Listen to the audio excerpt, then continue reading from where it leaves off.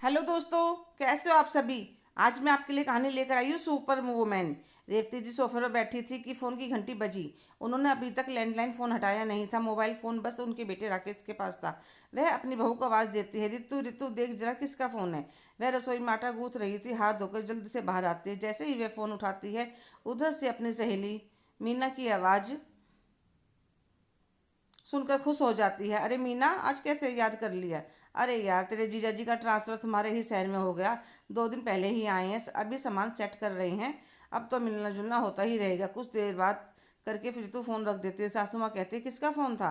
Mummy जी, वह मेरी सहेली का फ़ोन था। उसके पति का यहीं हमारे शहर में ट्रांसफ़र हो गया है। कह रही थी एक दिन मिलने आऊँगी।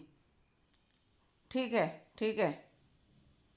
चलो जल्दी से खाना तैयार कर लो, सबको भूख लग रही है। मैं जल्दी जल्दी खाना तैयार करके टेबल पर लगाती हूँ, फिर सबको बुलाती हूँ। मेरे परिवार में सासू माँ, ससुर जी और एक नंद कॉलेज के पहले साल में थी और देवर इंजीनियरिंग करने लग रहा था, और मेरे पतिदेव। कुल मिलाकर घर में 6 सदस्य थे। फिर भी मुझे पूरा दिन फुर्सत नहीं मिलती थी। सबको गर्मा गर्म खाने की आदत थी। शादी को 3 साल हुए हैं, पर कभी कभी लगता है पता नहीं कौन सी सजा काट रही हूँ। पूरा दिन रसोई, कपड़े कपड़े, कभी बर्तन। कभी कभी सोचते अगर बच्चा हो गया तो कैसे संभालूंगी सब। और सासू माँ तो घर से बाहर अकेले पैर भी नहीं निकालने देती थी। कहती घर में छोटे भाई बहन है, क्या सोचेंगे। घूमने जाना है तो पूरे परिवार का प्रोग्राम बनाओ, नहीं तो रहने दो। एक बार कई महीने पहले मैंने सासू माँ से पिकनिक पर चलने के लिए कह दिया तो सब कहने लगे इस रविवार को पिकनिक पर चलेंगे। तो सासू माँ तो रात को तय हुआ कि सुबह 10 बजे घर से चल पड़ेंगे। सासू माँ ने सुबह सुबह 5 बजे जगा दिया।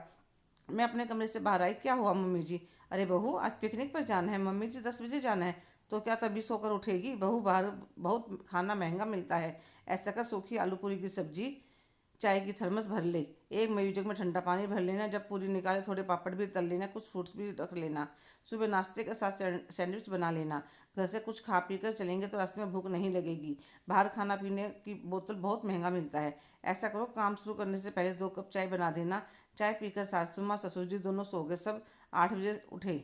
फिर मैंने सबके लिए चाय नाश्ता बनाया। मैं तो जाने से पहले ही थक गई, तो मैंने कहा मेरे सिर में दर्द है, आप लोग चले जाओ। मैं नहीं जा रही तो किसने एक बार यह नहीं कहा कि हम नहीं जाती, या तुम कुछ आराम कर लो फिर चल पड़ेंगे।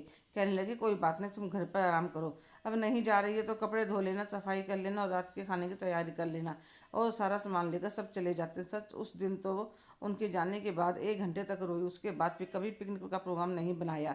समझ नहीं पा रही थी कैसे सब कुछ हैंडल करूँ। 1 हफ्ते बाद मीना मिलने आती है तो मैं उसे देखकर बहुत खुश होती हूँ। उसके लिए चाय नाश्ता बनाती हूँ और अपने कमरे में ले जाती हूँ, जाकर आराम से बात कर सके। मैं चाय पीने लगी ही थी, इतने में नंद रानी कॉलेज से आ जाती है। भाभी, 1 कप चाय, गरम गरम चाय पिलाना। मीना, मैं 2 मिनट में आती हूँ कहकर वह अपनी चाय रखकर नंद के लिए चाय बनाने चली जाती है। फिर आकर अपनी चाय पीने लगते हैं। वह बिल्कुल ठंडी हो गई थी तो वह दोबारा गर्म करके ले आई। इतने में देवर आ जाता है। भाभी, जरा 1 गिलास शिकंजी बनाना। तो वह देवर के लिए शिकंजी बनाने रसोई में चली जाती। मीना कहती है, ये तूने क्या आदत डाल रखी है अपने परिवार को। ठीक है, तुम बनाकर दे सकती हो, पर अगर तुम बिजी हो या तो यह छोटे छोटे काम खुद भी तो कर सकते हैं। हाँ, कर तो सकते हैं, पर इनको आदत नहीं है। क्यों, जब तुम नहीं आई थी तब नहीं करते थे। तुमने इनकी इतनी आदत बिगाड़ रखी है, कल को इस आदत से इनको भी परेशानी होगी, साथ में तुम्हें भी। कल को बच्चा हो जाएगा तो कैसे संभालोगे। सब मैनेज करना सीखो। थोड़ा बहुत कहना सीखो, थोड़ा बहुत मना करना सीखो, ताकि परिवार में आपस में प्यार और घर में सुख शांति बने रहे। हम औरतें शादी के शुरू के दिनों में अपने आप को सुपर वुमेन दिखाने के चक्कर में सारे घर की जिम्मेदारी अपने ऊपर ले लेती हैं, पर कुछ समय के बाद हमें यह सब बोझ लगने लगता है। पर तब तक परिवार को उसकी आदत पड़ चुकी होती है तो घरों में लड़ाई झगड़ा होता है। इसलिए शुरू से ही काम का बैलेंस बनाकर चलना चाहिए। चल, अगले हफ्ते घूमने चलते हैं, मुझे घर के लिए कुछ शॉपिंग भी करनी है। पर सासू माँ, आंटी जी से मैं बात कर लेती हूँ। तो मीना बाहर आकर कहती है, आंटी जी, एक दिन रितु को अपने साथ बाजार में ले जाऊँ। मेरे लिए है जगह नहीं है, मुझे घर के लिए कुछ सामान खरीदना है। ठीक है, चली जाना। तो वह एक दिन सुबह फ़ोन करती है ताकि उसकी सासू माँ पहले ही सारा काम करवाने में ना लग जाए। फ़ोन आने पर मजबूरी में भेजना पड़ता है। दोनों सहेलियां बाजार में जाकर खूब शॉपिंग करती हैं, मॉल में घूमती हैं, चाट पकौड़ी खाती हैं। रितु कहने लगते हैं, मीना, बहुत देर होगी, घर पर सब भूखे बैठे होंगे, चिल कर यार। तुझे लगता है पर कोई भूखा रहने वाला नहीं है। आज रितु को मीना के साथ घूमकर बहुत अच्छा लग रहा था, अपने आप को बहुत फ्रेश महसूस कर रही थी। ऋतु जब घर वापस आ रही थी तो सोच रही थी, आज तो बहुत डांट पड़ेगी। पूरा दिन लग गया बाजार में और घर आकर देखती है सारा काम हो चुका था। सब बैठकर आराम से फिल्म देखने लग रहे थे। अब उसने भी आदत बना ली थी, काम को मना तो नहीं करती थी, पर अगर कोई काम करने लग रही थी तो उसे कह देती, मैं यह कर रही हूँ, आप वह कर लो। एक महीना तो सबको बड़ा अजीब लगा, पर सच में जिन छोटे छोटे कामों को करने में पूरा दिन निकल जाता था, मुझे अपने लिए काफ़ी टाइम मिलने लगा था। अब मेरे मन में माँ बनने की इच्छा भी जगने लगी थी, क्योंकि मैं समझ गई थी कि सब मिलकर करेंगे तो कोई भी काम मुश्किल नहीं होगा।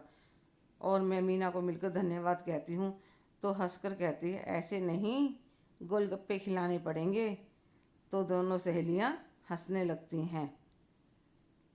हेलो दोस्तों, कैसे हो आप सभी? आज की कहानी आपको कैसी लगी? कमेंट करके ज़रूर बताइएगा।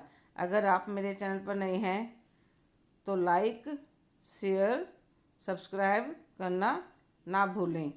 धन्यवाद।